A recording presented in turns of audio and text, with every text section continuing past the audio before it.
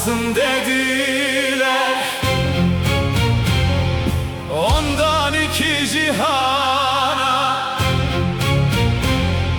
Ali Şah'tır dediler. Gitti Cebrail'lere, gül açtı sevenlere. Şu aleme Muhammed padişahtır dediler.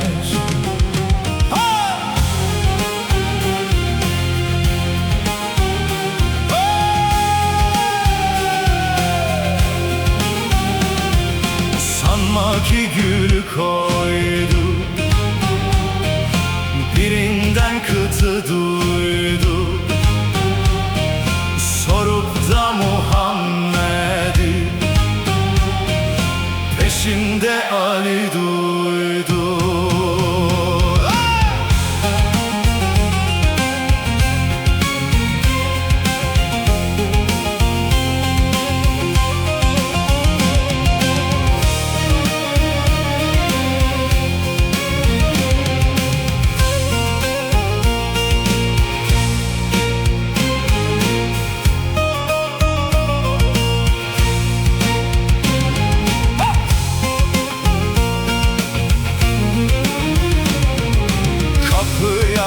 Can geldi, mürşidiniz kim dedi. Kirven boynunu eğdi, birbirini gösterdi. Şu dediğin Pir Ahmet, şahlar şahı Muhammed.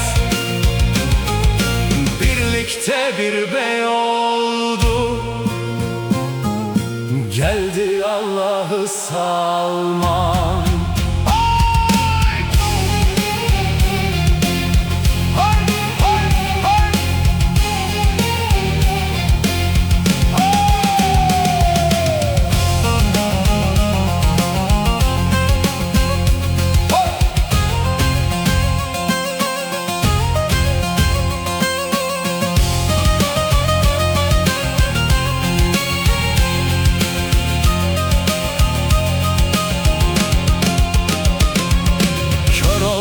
Kul mahzuni